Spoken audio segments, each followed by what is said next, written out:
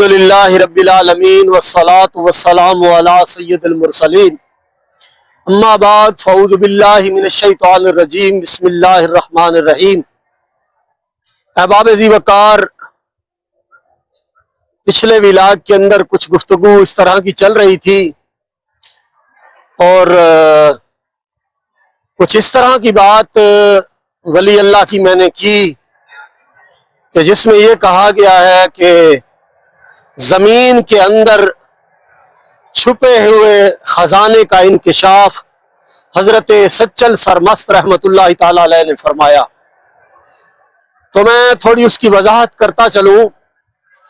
کہ حضور داتا علی حجویری رحمت اللہ تعالی علیہ نے ایک کتاب لکھی ہے کشف المحجوب۔ اب یہ جو کتاب ہے نا کشف المحجوب، اس کے اگر آپ معنی پر غور کریں نا تو فرمایا جا رہا ہے کہ کشف المحجوب، محجوب نکلا ہے حجاب سے، یعنی پردے کھولنے والی، پردے کھولنے والی۔ تو یہ جو دنیا چل رہی ہے، جو سسٹم چل رہا ہے، جو نظام کائنات چل رہا ہے، اسی کے اندر ہی اللہ تبارک و تعالی نے کچھ ایسا علم بھی رکھا ہے، سینوں کے اندر کچھ ایسا علم رکھا ہے کہ جیسے مثال کے طور پر کئی وضاحت کی جاتی ہے کہ جیسے علم لدنی کہا جاتا ہے، تو کچھ لوگ ایسے ہوتے ہیں کہ وہ ایک ایسا علم جانتے ہیں جو ہم عوام الناس جو ہے نا وہ نہیں جانتے، اور ان کو وہ علم آتا کہاں سے ہے، ان کو پتہ کیسے چلتا ہے؟ تو جو کشف کا کھلنا ہے، جیسے ایک لفظ انکشافات استعمال کیا جاتا ہے، تو جس کا سینہ اللہ تبارک و تعالی کھول دیتا ہے، اس کھلنے سے مراد یہ ہے کہ اللہ تبارک و تعالی اپنے کسی اور بندے کے ذریعے سے اس کو وہ علم کا نور عطا فرما دیتا ہے، اس کا سینہ کھول دیتا ہے، اور پھر جب اس کا وہ سینہ کھلتا ہے تو پھر اس کو بہت سارے عجائبات کا پتہ چلتا ہے۔ لیکن جس کو ان عجائبات کا پتہ چلتا ہے، اس کی سب سے بڑی نشانی یہ ہے کہ وہ خاموش ہو جاتا ہے۔ خاموش ہونے سے مراد یہ ہے کہ بالکل ہی گنگوں کو طرح وہ بیہیو نہیں کرتا، بلکہ خاموش ہونے سے مراد یہ ہے کہ اس علم کے بارے میں وہ ظاہری دنیا سے جو ہے نا جی وہ کسی قسم کا کوئی تذکرہ نہیں کرتا، بات نہیں کرتا، بلکہ وہ آپ کو ایسی پوزیشن کے اندر نظر آتا ہے کہ آپ مطلب سمجھ نہیں پاتے کہ یار اس کے پاس کون سا ایسا علم آ گیا ہے،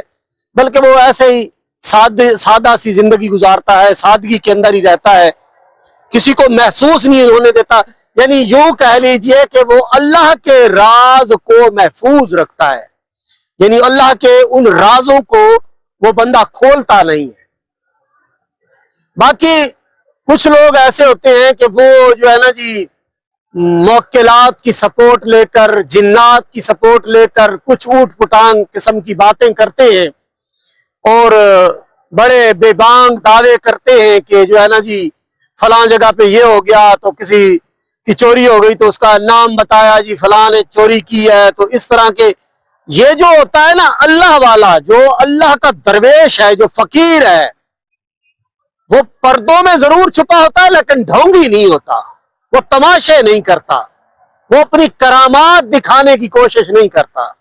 اس کو ان چیزوں سے میرے بھائی غرض ہی نہیں ہوتی، اس کو ان چیزوں کی ضرورت ہی نہیں ہوتی۔ وہ تو اللہ تبارک و تعالی، وہ تو خدا رسیدہ بندے یار جو ہوتے ہیں، وہ تو ہر وقت کہا گیا نا، قرآن پاک کے اندر فرمایا گیا کہ اللہ سے تو وہی ڈرتے ہیں جو علم والے ہیں۔ تو جن کو اللہ تبارک و تعالی وہ نور عطا فرما دیتا ہے، یہ کوئی بندہ اس چکر میں مت پڑے کہ یہ جو بہت ساری کتابیں کسی نے پڑھ لی، جو ہے جی بہت سارا اس نے علم حاصل کر لیا تو یہ علم مراد ہے۔ نہیں بھائی نہیں، یقین جانیے میں ببانگ دور یہ بات کر رہا ہوں کہ میں نے بڑے بڑے ملا دیکھے ہیں بھٹکتے ہوئے، اور ایسے یار آپ خود سوچیں کہ حضرت مولا علی علیہ السلام فرماتے ہیں، حضرت مولا علی علیہ السلام فرماتے ہیں کہ کبھی زندگی کے اندر خاتون جنت سلام اللہ علیہا سے میں نے تو تکار نہیں کی، یعنی کبھی میں نے تو کا لفظ استعمال نہیں کیا بلکہ آپ کا لفظ استعمال کیا۔ اس کی بشک اگر کو آپ کو دلیل چاہیے ہو، وضاحت چاہیے ہو، ثبوت چاہیے ہو، وہ بھی میں دینے کے لیے تیار ہوں کہ کبھی میں نے تو تکار اس ہستی سے نہیں کی، حالانکہ یہ آپ کا حرم ہے، مولا علی علیہ السلام کا حرم ہے، لیکن آپ فرماتے ہیں کبھی ایسی بے ادبی خاتون جنت سلام اللہ علیہا سے مجھ سے سرزد نہیں ہوئی، یعنی میں نے ان کی اتنی بھی بے ادبی نہیں کی کہ ان کو تو کہہ دیا ہو، بلکہ میں ہمیشہ ان کو آپ کہہ کے یعنی جمع کا صیغہ استعمال کرتا تھا اور ادب سے ان کے ساتھ بولتا تھا۔ وہ یار کائنات کے مولا مولا علی علیہ السلام، جن کے بارے میں اللہ تبارک و تعالیٰ کے پیارے حبیب علیہ الصلوۃ والسلام فرما رہے ہیں کہ من کنت مولا فہذا علی مولا، یار کچھ تو سوچو، ایسی ہستی کہہ رہی ہے کہ میں نے کبھی بے ادبی نہیں کی، تو لاہور کا کوئی مولوی اٹھ کے کہے کہ وہ خطا پر تھی تو کیا ہو گیا ہے یار، کچھ تو سوچو اس بارے میں۔ تو میں تو اس نتیجے پہ پہنچا ہوں کہ نا ان ملاؤں کے پاس کوئی علم نہیں ہے، یہ کچھ نہیں جانتے بھائی، میں اعلان کہہ رہا ہوں یہ کچھ نہیں جانتے۔ اگر کوئی جانتا ہے تو وہ پھر اگلے کو مطمئن کرنے کی کوشش کرے، اور ایک دلیل دیتا چلوں کہ مطمئن کیا کرے گا؟ جو بندہ صحابہ کرام علیہم رضوان کی گستاخی کرتا ہے، جو بندہ اہل بیت کی گستاخی کرتا ہے، جو امام الانبیاء علیہ الصلوۃ والسلام کی گستاخی کرتا ہے، چاہے اس نے 10 کیا 50 قرآن بھی سر کے اوپر اٹھا رکھے ہوں، تو وہ کون سا علم کا ٹھیکیدار ہے؟ تو کسی نے کوئی ٹھیکہ اٹھا رکھا ہے؟ او بھائی پیٹ لگے ہیں ان کے ساتھ، پیٹ، صرف یہ اپنا پیٹ پالنے کے لیے۔ وہ شاکر شجاع آبادی نے کہا تھا کہ جڑیاں مسیتاں ملہ دیاں دکاناں ہیں انہاں مسیتاں کو ڈھا دے وہ۔ تو یہ یار تھوڑا سا نا اس بات پہ غور کر لیں اور بچیں ان لوگوں سے۔ دین اگر آپ کو ملے گا تو فقیر کی دہلیز سے ملے گا، اور فقیر بھی ڈھونگی نہ ہو، کوئی ایسے ہی فقیر کا لبادہ پہن کے بابا نہ بنا بیٹھا ہو، بلکہ جو اصل حقیقت میں خدا رسیدہ بندہ ہو، اللہ کے قرب والا بندہ ہو، اس سے ملو گے انشاءاللہ۔ اور وہ کوئی کم نہیں ہے، وہ بھائی